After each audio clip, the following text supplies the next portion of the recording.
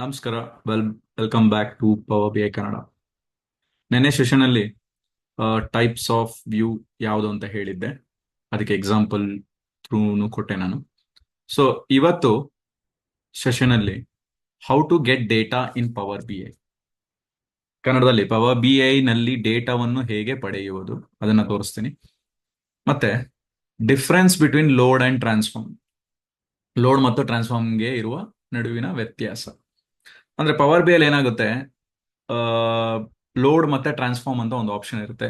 Load ಮಾಡೋದ್ರಿಂದ ಏನಾಗುತ್ತೆ, transform ಮಾಡೋದ್ರಿಂದ ಏನಾಗುತ್ತೆ ಅಂತ ನಾನು ತೋರಿಸ್ತೀನಿ ಇವತ್ತು.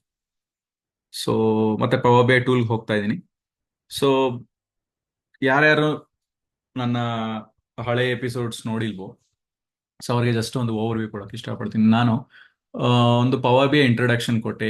ಯಾವುದಕ್ಕೋಸ್ಕರ ಪವರ್ ಬಿ ಐ ಯೂಸ್ ಮಾಡ್ತಾರೆ, ಯಾವ ಇಂಡಸ್ಟ್ರಿಯಲ್ಲಿ ಪವರ್ ಬಿ ಐನ ಯೂಸ್ ಮಾಡ್ತಾರೆ, ಅದರಿಂದ ಏನ್ ಬೆನಿಫಿಟ್ಸ್, ಡಿಮಾರ್ಟ್ ಎಕ್ಸಾಂಪಲ್ ಕೂಡ ತಗೊಂಡೆ.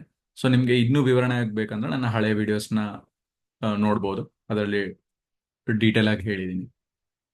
ಸೊ ಇವತ್ತು ಏನು ಅಂದ್ರೆ ಪವರ್ ಬಿ ಐ ಅಲ್ಲಿ ಡೇಟಾನ ಹೇಗೆ ತಗೊಳ್ಳೋದಂತ ತೋರಿಸ್ತೀನಿ. ಸೊ ಎಲ್ಲರೂ ಗಮನಿಸಿ, ಇಲ್ಲಿ ಗೆಟ್ ಡೇಟಾ ಅಂತ ಇದೆ. ಸೊ ಈ ಗೆಟ್ ಡೇಟಾ ಮೂಲಕ ಡೇಟಾನ ಪವರ್ ಬಿ ಐ ಟೂಲ್ ಒಳಗಡೆ ಅದನ್ನ ತೆಗೆದುಕೊಳ್ಬಹುದು. ಹೇಗೆ? ಗೆಟ್ ಡೇಟಾ ಮೇಲೆ ಕ್ಲಿಕ್ ಮಾಡಿದ್ರೆ ನಿಮ್ಗೆ ಇಲ್ಲಿ Excel workbook, power B I semantic models, data flows, dataverse, SQL server, analysis, text, C S V web, O data feed, blank why. So ಇದನ್ನೆಲ್ಲ ಏನಂತ ಕರೀತಾರೆ ಅಂದ್ರೆ ಕನೆಕ್ಟರ್ಸ್ ಅಂತ ಕರೀತಾರೆ. ಇದನ್ನ ಕನೆಕ್ಟರ್ಸ್ ಅಂತ ಕರೀತಾರೆ, ಸರಿನಾ? ಸೊ ನಾನು ಎಕ್ಸೆಲ್ ವರ್ಕ್ ಬುಕ್ ನ ಉದಾಹರಣೆ ತಗೊಂಡು ಆಸ್ ಅ ಕನೆಕ್ಟರ್ ಆಗಿ ನಿಮ್ಗೆ ಹೇಳ್ಕೊಡ್ತೀನಿ. ಸೊ ಮಿ ಬೇರೆದೆಲ್ಲ ನಾನು ಅಪ್ಕಮಿಂಗ್ ವಿಡಿಯೋಸ್ ಅಲ್ಲಿ ಹೇಳ್ಕೊಡ್ಬೋದು. ಸೊ ನಾನು ಹೇಳಿರೋ ಪ್ರಕಾರ ನಾನು ಇವಾಗ ನನ್ನ ಹತ್ರ ಒಂದು ಡಮ್ಮಿ ಡೇಟಾ ಇದೆ. ಡಮ್ಮಿ ಡೇಟಾ ಅಂದ್ರೆ ಸ್ಯಾಂಪಲ್ ಡೇಟಾನ ತಗೊಂಡಿದ್ದೀನಿ. ಸೊ ಆ ಸ್ಯಾಂಪಲ್ ಡೇಟಾ ಬಂದ್ಬಿಟ್ಟು ಎಕ್ಸೆಲ್ ವರ್ಕ್ ಬುಕ್ ಆಗಿದೆ. ಸೊ ಅದನ್ನ ನಾನು ಪವರ್ ಬಿ ಅಲ್ಲಿ ಲೋಡ್ ಮಾಡ್ತೀನಿ. ಸೊ ಇದನ್ನೆಲ್ಲ ನೀವು ನೋಡ್ತಾ ಇರೋದ್ರೆ ಇದು ಕನೆಕ್ಟರ್. ಬರೀ ಇಷ್ಟೇ ಅಲ್ಲ, ನೀವು ಮೋರ್ ಮೇಲೆ ಕ್ಲಿಕ್ ಮಾಡಿದ್ರು ಕೂಡ ಗೊತ್ತಾಗುತ್ತೆ ನಿಮ್ಗೆ ಯಾವ್ದೆಲ್ಲ ಏನೆಲ್ಲ ಕನೆಕ್ಟರ್ಸ್ ಗಳಿದೆ. ಫೋಲ್ಡರ್ ಇದೆ, ಪಿ ಡಿ ಎಫ್ ಇದೆ, ಪ್ಯಾರೆಂಕ್ವೇಟ್ ಇದೆ, ಶೇರ್ ಪಾಯಿಂಟ್ ಫೋಲ್ಡರ್ ಇದೆ, ಸೀಕ್ವೆಲ್ ಸರ್ವರ್, ಡೇಟಾಬೇಸ್. ಸೊ ಇದೆಲ್ಲ ಬಂದ್ಬಿಟ್ಟು ಒಂದು ಡೇಟಾ ಸೋರ್ಸ್ಗಳು. ಸೊ ಡೇಟಾ ಸೋರ್ಸ್ ಅಂದ್ರೆ ಇವಾಗ ನಿಮ್ಮ ಹತ್ರ ಸೇಲ್ಸ್ ಡೇಟಾ ಇರುತ್ತೆ. ಸೇಲ್ಸ್ ಡೇಟಾ ಬಂದ್ಬಿಟ್ಟು ಎಕ್ಸೆಲ್ ಫಾರ್ಮ್ಯಾಟ್ ಅಲ್ಲಿ ಕೂಡ ಇರ್ಬೋದು. ಕೆಲವೊಂದು ಕಂಪ್ನಿಲಿ ಸೀಕ್ವೆಲ್ ಅಲ್ಲಿ ಡೇಟಾನ ಇಟ್ಕೊಂತಾರೆ. ಕೆಲವು ಕಂಪ್ನಿಗಳಲ್ಲಿ ಅಜೂರ್ ಸಿನಾಪ್ಸ್ ಅಲ್ಲಿ ಡೇಟಾನ ಇಟ್ಕೊಂತಾರೆ. ಕೆಲವು ಕಂಪ್ನಿಯಲ್ಲಿ ಶೇರ್ ಪಾಯಿಂಟ್ ಅಲ್ಲಿ ಡೇಟಾನ ಇಟ್ಕೊಂತಾರೆ. ಸೊ ಒಂದೊಂದು ಕಂಪ್ನಿಯಲ್ಲಿ ಬೇರೆ ಬೇರೆ ಇದರಲ್ಲಿ ಕನೆಕ್ಟರ್ಸ್ ಅಲ್ಲಿ ಡೇಟಾನ ಇಟ್ಕೊಂಡಿರ್ತಾರೆ. ಸೊ ಸೀಕ್ವೆಲ್ ಅಲ್ಲಿ ಇರುತ್ತೆ. ಸೊ ನಾನು ಇವಾಗ ತೋರಿಸ್ತಾ ಇರೋದು ನಿಮ್ಗೆ ಎಕ್ಸೆಲ್ ಅಲ್ಲಿ ಇರೋ ಡೇಟಾನ ಹೇಗೆ ತಗೊಳ್ಳೋದು ಅಂತ. ಸೊ ಇದ್ರ ಮೇಲೆ ಫಸ್ಟ್ ನೀವು ಗೆಟ್ ಡೇಟಾ ಮೇಲೆ ಕ್ಲಿಕ್ ಮಾಡಿದ್ರೆ ನಿಮ್ಗೆ ಎಕ್ಸೆಲ್ ವರ್ಕ್ ಬುಕ್ ಬಂದ್ಬಿಟ್ಟು ಫಸ್ಟ್ ಇರುತ್ತೆ. ಅದ್ರ ಮೇಲೆ ಜಸ್ಟ್ ಕ್ಲಿಕ್ ಮಾಡಿ. ಸೊ ಇದು ನಾನು ಒಂದು ಸ್ಯಾಂಪಲ್ ಡೇಟಾ ತಗೊಂಡಿದ್ದೀನಿ, ಅದ್ರ ಮೇಲೆ ತಗೊಂತೀನಿ, ಕ್ಲಿಕ್ ಮಾಡ್ತೀನಿ, ಡಬಲ್ ಕ್ಲಿಕ್ ಮಾಡ್ತೀನಿ. ಸೊ ನಾನು ಎರಡು ನಿಮ್ಗೆ ಹೇಳಿದೆ, difference between load and transform. So ಇಲ್ಲಿ ನಾನು ತೋರಿಸ್ತೀನಿ. ಮೊದಲನೇದು ಏನ್ ತೋರಿಸ್ತೀನಿ ಅಂದ್ರೆ ಲೋಡ್ ಮಾಡಿ ತೋರಿಸ್ತೀನಿ. ಲೋಡ್ಗೂ ಟ್ರಾನ್ಸ್ಫಾರ್ಮ್ ಡೇಟಾಗೂ ಏನ್ ಡಿಫ್ರೆನ್ಸ್, ವ್ಯತ್ಯಾಸ ಇರುತ್ತೆ ಅಂತ ಹೇಳ್ತೀನಿ. ಮತ್ತೆ ಯಾವುದು ಮಾಡಿದ್ರೆ ಒಳ್ಳೇದು ಅಂತಾನೆ ಹೇಳ್ತೀನಿ, ವಿಚ್ ವುಡ್ ಬಿ ಪ್ರಿಫರ್ಡ್ ಅದನ್ನ ನಾನು ಹೇಳ್ತೀನಿ. ಸೊ ನಾನು ಸ್ಯಾಂಪಲ್ ಡೇಟಾನ ತಗೊಂಡಿರೋದ್ರಿಂದ ಇದು ಸೇಲ್ಸ್ ಟೇಬಲ್. ಇದ್ರ ಮೇಲೆ ಈ ಚೆಕ್ ಬಾಕ್ಸ್, ಸಣ್ಣದೊಂದು ಚೆಕ್ ಬಾಕ್ಸ್ ಇದೆಯಲ್ಲ, ಅದ್ರ ಮೇಲೆ ಕ್ಲಿಕ್ ಮಾಡಿ. ನಿಮ್ಗೆ ಇಲ್ಲಿ ಪ್ರಿವ್ಯೂ ಅಲ್ಲಿ ಒಂದು ಡೇಟಾ ಕಾಣಿಸುತ್ತೆ. ಏನ್ ಅಂದ್ರೆ ಓವರ್ ವ್ಯೂ ಆಗಿ ಡೇಟಾ ಕಾಣಿಸುತ್ತೆ ಇಲ್ಲಿ ಏನಿದೆ ಡೇಟಾದಲ್ಲಿ ಅಂತ. ನನ್ನ ಸ್ಯಾಂಪಲ್ ಡೇಟಾದಲ್ಲಿ ಡೇಟ್ ಮತ್ತೆ ಸೇಲ್ಸ್ ಇದೆ.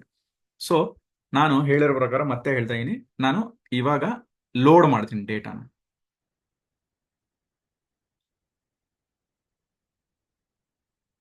ಲೋಡ್ ಮಾಡಿದೆ. ಸೊ ನೀವು ಡೇಟಾನ ಲೋಡ್ ಮಾಡಾದ್ಮೇಲೆ ಇಲ್ಲಿ ಟ್ರಾನ್ಸ್ಫಾರ್ಮ್ ಡೇಟಾ ಅನ್ನೋ ಒಂದು ಆಪ್ಷನ್ ಇರುತ್ತೆ. ಇದು ಏನು ಅಂತ ಹೇಳ್ತೀನಿ. ಟ್ರಾನ್ಸ್ಫಾರ್ಮ್ ಡೇಟಾ ಅಂದ್ರೆ ಏನಂತ ಹೇಳ್ತೀನಿ. ಸೊ ಟ್ರಾನ್ಸ್ಫಾರ್ಮ್ ಡೇಟಾ ಅಂದ್ರೆ ನಿಮ್ ಹತ್ರ ಇರೋ ಡೇಟಾ ಲೋಡ್ ಆದ್ಮೇಲೆ ಯಾವ ತರ ಎಲ್ಲ ಟ್ರಾನ್ಸ್ಫಾರ್ಮ್ ಆಗುತ್ತೆ. ಇವಾಗ ಡೇಟ್ ಕಾಲಮ್, ನಿಮ್ಮ ಆಕ್ಚುಯಲ್ ಡೇಟಾದಲ್ಲಿ ಡೇಟ್ ಕಾಲಮ್ ಬಂದ್ಬಿಟ್ಟು ಕೆಲವೊಂದ್ಸರಿ ಫಾರ್ಮ್ಯಾಟ್ ಡೇಟ್ ಆಗಿ ಇರಲ್ಲ. ಸೊ ಅದನ್ನ ಟ್ರಾನ್ಸ್ಫಾರ್ಮ್ ಮಾಡಿದಾಗ ಏನಾಗುತ್ತೆ, ಅದು ಡೇಟ್ ಫಾರ್ಮ್ಯಾಟ್ಗೆ ತೆಗೆದುಕೊಳ್ಳುತ್ತೆ. ಸರಿನಾ? ಸೊ ಬಟ್ ನಾನು ಇವಾಗ ಕ್ಲಿಕ್ ಮಾಡಿರೋ ಆಪ್ಷನ್ ಬಂದ್ಬಿಟ್ಟು ಲೋಡ್. ಸೊ ಆ ಲೋಡ್ ಕ್ಲಿಕ್ ಮಾಡಿದಾಗ ಏನಾಗುತ್ತೆ ನಾನು ತೋರಿಸ್ತೀನಿ. ಟ್ರಾನ್ಸ್ಫಾರ್ಮ್ ಡೇಟಾಗೆ ಹೋಗ್ತಾ ಇದೀನಿ. ಸೊ ಟ್ರಾನ್ಸ್ಫಾರ್ಮ್ ಡೇಟಾಗೆ ಹೋದಾಗ ನಿಮ್ಮ ಹತ್ರ ಇರೋ ನನ್ನ ಸ್ಯಾಂಪಲ್ ಡೇಟಾದಲ್ಲಿ ಇರೋ 2 ಕಾಲಮ್ ಬಂದ್ಬಿಟ್ಟು ಡೇಟು ಸೇಲ್ಸ್. ಆಯ್ತಾ?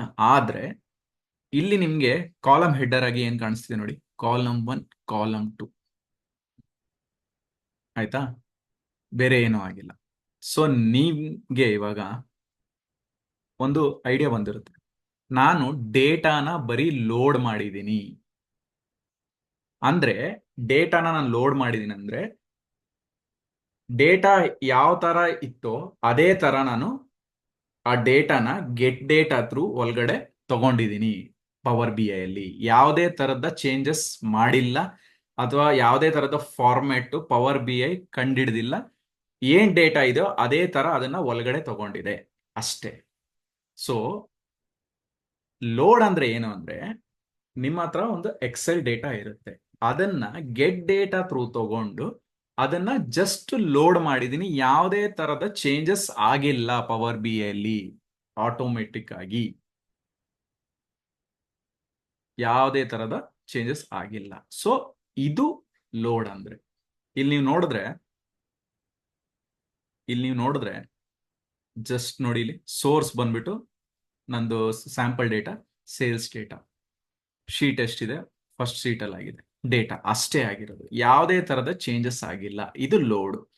ಇನ್ನು ಕ್ಲಿಯರ್ ಆಗಿ ಎಕ್ಸಾಂಪಲ್ ಹೇಳ್ಬೇಕಂದ್ರೆ ಲೋಡ್ ಹೇಗೆ ಅಂದ್ರೆ, ಅಲ್ಲಿ ಡೇಟಾ ಇತ್ತು, ಪವರ್ ಬಿ ಅಲ್ಲಿ ತಗೊಂಡಿದೆ,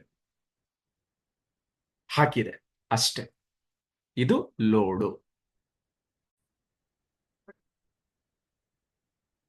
ಸೊ ಇವಾಗ ನೆಕ್ಸ್ಟ್ ನೋಡೋಣ ಲೋಡ್ ಯಾವ ತರ ಮಾಡೋದಂತ ತೋರಿಸ್ತೀನಿ.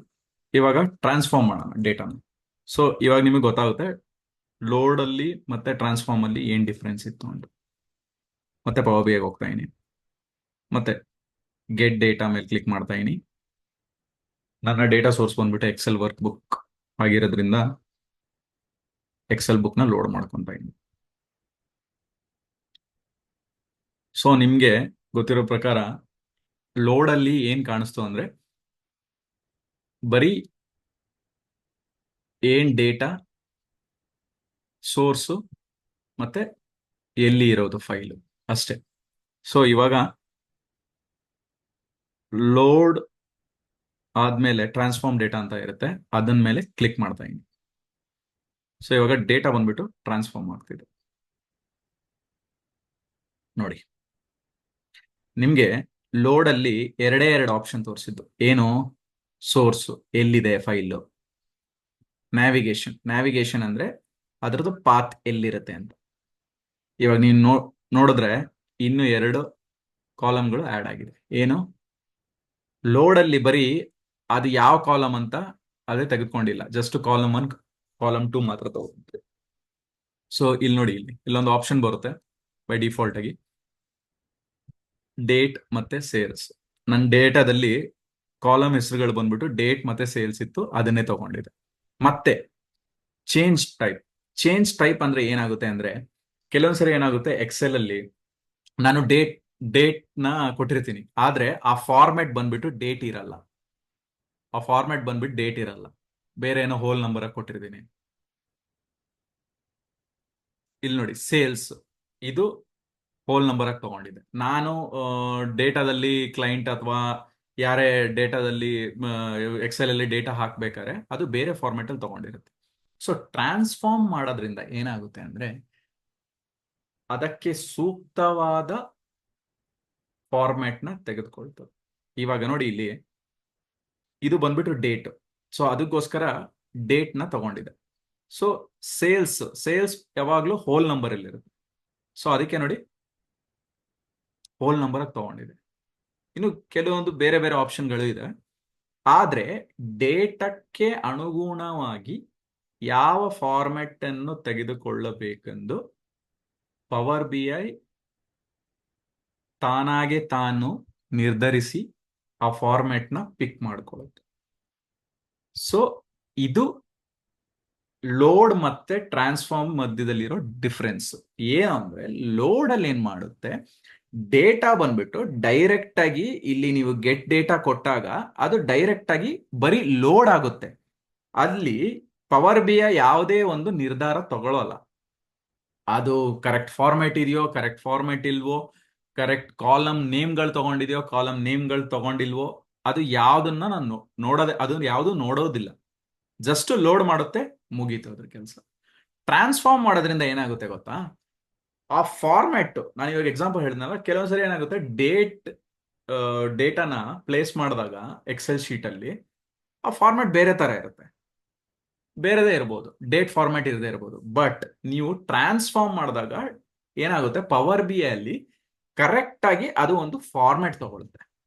ಸೊ ಇದೇ ಲೋಡ್ಗೂ ಮತ್ತೆ ಟ್ರಾನ್ಸ್ಫಾರ್ಮ್ಗೆ ಇರೋ ಡಿಫ್ರೆನ್ಸ್. ಅರ್ಥ ಆಯ್ತಾ? ಸೊ ಹೋಪ್ಸೋ ಎಲ್ರಿಗೂ ಅರ್ಥ ಆಗಿದೆ ಅಂತ ಅನ್ಕೊಂತೀನಿ. ಸೊ ಇವತ್ತಿನ ಸೆಷನ್ ಬಂದ್ಬಿಟ್ಟು 2 ಪಾರ್ಟ್ ಹೇಳ್ಕೊಟ್ಟಿದ್ದೀನಿ. ಒಂದನ್ನ ಏನು ಅಂದ್ರೆ ಡೇಟಾನ ಯಾವ ತರ ತಗೋಬೇಕು. ಅದರಲ್ಲಿ ತುಂಬಾ ತುಂಬಾ ಆಪ್ಷನ್ಸ್ಗಳಿತ್ತು, ಕನೆಕ್ಟರ್ಸ್ಗಳು. ಬಟ್ ನಾನು ಎಕ್ಸೆಲ್ ಆಗಿ ಕನೆಕ್ಟರ್ ಆಗಿ ತಗೊಂಡಿದ್ದೀನಿ. ಏನಕ್ಕೆ ಅಂದ್ರೆ ನಾನು ಒಂದೊಂದೇ ಹೋಗೋಣ ಅಂತ.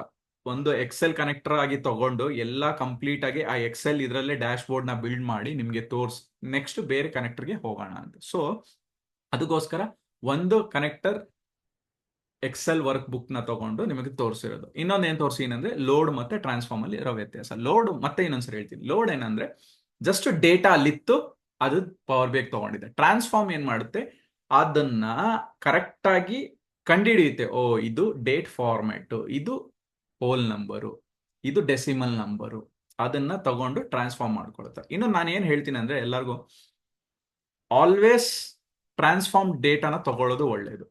ಏನಕ್ಕಂದ್ರೆ ನಿಮ್ಗೆ ಡೇಟಾ ಯಾವ ತರ ಇರುತ್ತೋ ಗೊತ್ತಿರಲ್ಲ. ನಾನು ಇವಾಗ ಎಕ್ಸಾಂಪಲ್ ಕೊಟ್ಟಿರೋ ಪ್ರಕಾರ ಡೇಟ್ ಬಂದ್ಬಿಟ್ಟು ಡೇಟ್ ಫಾರ್ಮ್ಯಾಟ್ ಅಲ್ಲಿ ಇರಲ್ಲ, ಸೇಲ್ಸ್ ಬಂದ್ಬಿಟ್ಟು ಹೋಲ್ ನಂಬರ್ ಅಲ್ಲಿ ಇರಲ್ಲ. ಸೊ ಲೋಡ್ ಮಾಡಿದ ತಕ್ಷಣ ಏನಾಗುತ್ತೆ, ಇದು ಅನ್ಸ್ಟ್ರಕ್ಚರ್ಡ್ ಆಗಿರುತ್ತೆ, ಹಾಗೇ ತಗೊಳುತ್ತೆ. ಬಟ್ ನೀವು ಡ್ಯಾಶ್ ಬೋರ್ಡ್ ಬಿಲ್ಡ್ ಮಾಡ್ಬೇಕಾದ್ರೆ ಅದರ ಸಮಸ್ಯೆ ನಿಮಗೆ ಗೊತ್ತಾಗುತ್ತೆ, ಏನಕ್ಕೆ ಅದು ಕರೆಕ್ಟ್ ಆಗಿ ಬರ್ತಿಲ್ಲ. ಸೊ ಆಲ್ವೇಸ್ ನಾನೇನ್ ಪ್ರಿಫರ್ ಮಾಡೋದಂದ್ರೆ ಟ್ರಾನ್ಸ್ಫಾರ್ಮ್ ಡೇಟಾ ಮಾಡಿ. ಯಾರ್ಯಾರು ಪವರ್ ಬಿ ಐ ಡೆವಲಪರ್ ಇದಿರಲ್ಲ, ಟ್ರಾನ್ಸ್ಫಾರ್ಮ್ ಡೇಟಾ ಮಾಡಿ. ಇದನ್ನ ಹೇಳ್ತಾ ಇವತ್ತಿನ ಸೆಷನ್ ನಾನು ಮುಗಿಸ್ತಾ ಇದ್ದೀನಿ ಸ್ನೇಹಿತರೆ. ಥ್ಯಾಂಕ್ಸ್.